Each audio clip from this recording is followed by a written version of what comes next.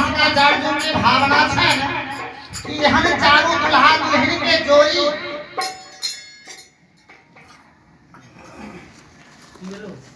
चल हो भुवन में कोटि ब्रह्मांड नायक में यह जोड़ी कभी भेटल तैन खिलानी के रसिक वृंद के भावना की अही चारों जोड़ी के बर हो महीना यानी 360 दिना मिथिले में रखल जाओ